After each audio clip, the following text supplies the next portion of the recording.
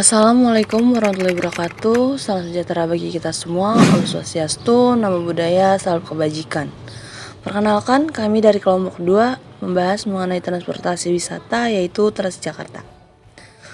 Judul yang kita ambil yaitu Yuk Naik Transjakarta.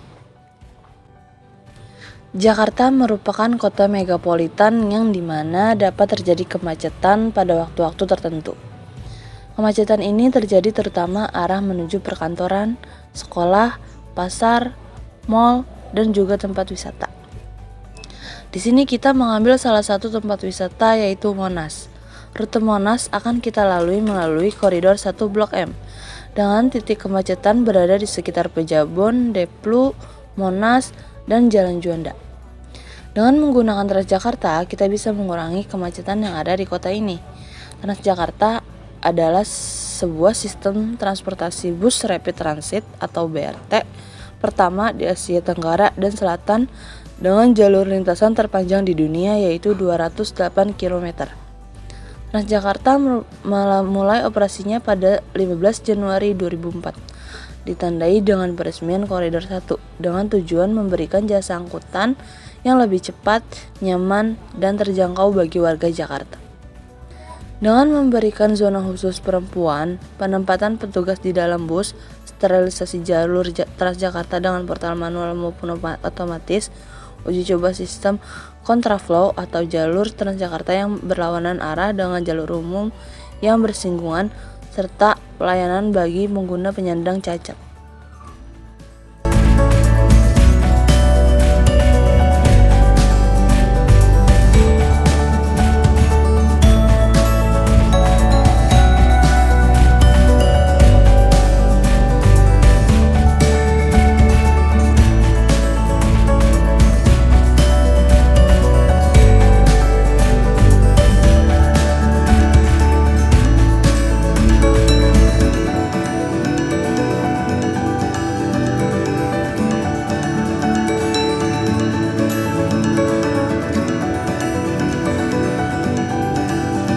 Seperti yang kita ketahui bahwa Jakarta adalah kota metropolitan yang dimana tingkat kepadatan penduduk dan juga tingkat kemacetan yang tinggi.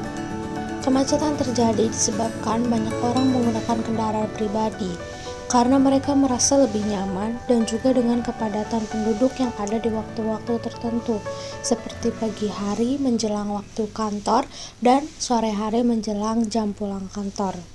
Masyarakat banyak beraktivitas ke kantor, sekolah, pasar, dan lain-lain, sehingga menyebabkan kemacetan.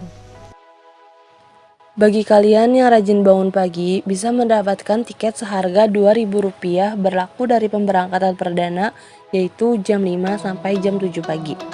Sedangkan untuk jam 7 ke atas harganya sudah normal ya teman-teman, yaitu Rp3.500.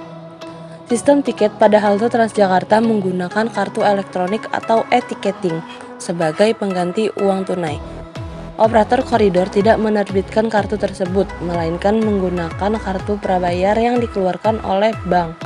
Contohnya Brizi, Flash, Tapcash, e-money, dan masih banyak yang lainnya.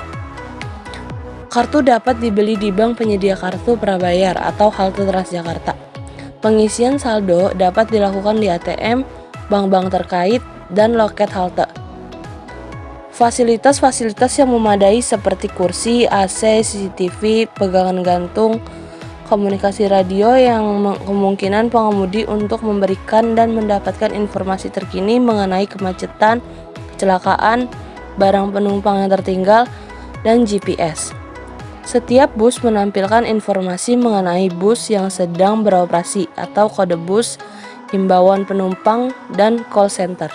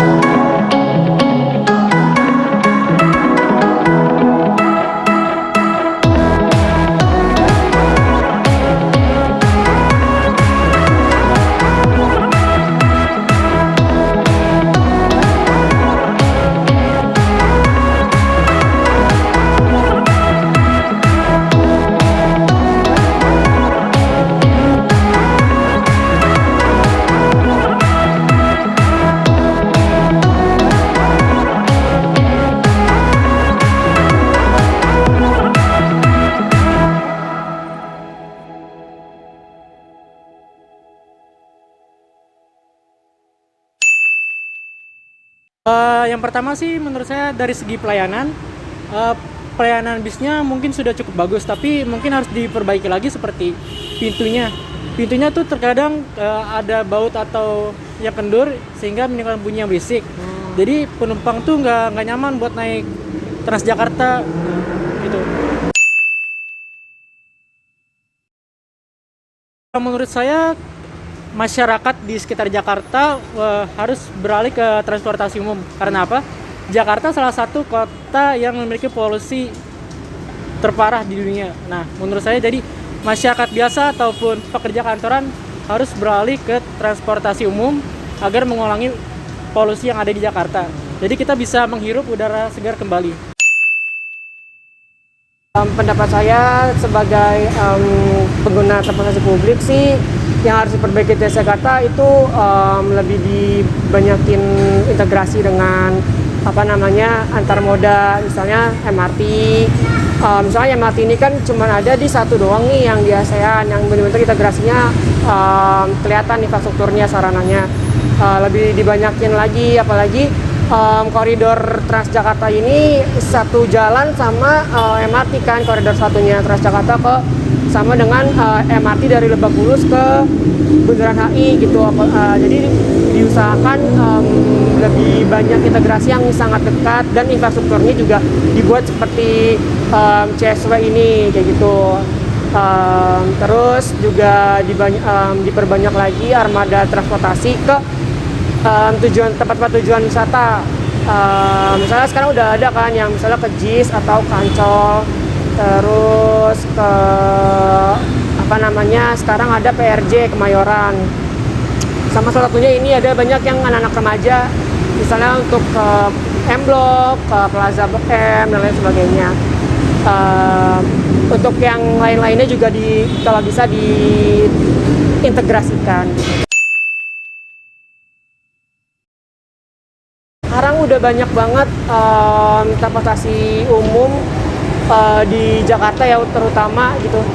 Sama udah banyak pilihan-pilihan yang misalnya kayak Mikrotrans itu kan sifatnya gratis ya, sifatnya gratis. Terus dia lebih fleksibel juga, sama kayak yang di Transjakarta ini. Misalnya sekarang tuh pilihan moda tuh bukan hanya satu aja, misalnya untuk milih kendaraan umum MRT aja atau Transjakarta aja atau LRT aja atau KRL aja, tapi banyak pilihan kombinasi gitu. Daripada kita misalnya, saya contoh kantornya di misalnya di Gambir misalnya nih, terus saya mau ke kantor dari naik kereta ke stasiun Gambir kan juga lumayan kan kalau naik jalan kaki dengan jarak yang lumayan jauh kalau misalnya turun dari stasiun, karena tempatnya tetap jalurnya nggak fleksibel. Kalau misalnya saya pilih campur dengan transportasi KRL Tanah Abang, terus saya transit ke busway, lumayan itu sampai di depan kantor persis. Jadi lebih fleksibel dan biayanya juga jauh lebih murah kok kalau kita menggunakan kendaraan pribadi yang sekarang bensinnya sudah lumayan naik harganya gitu.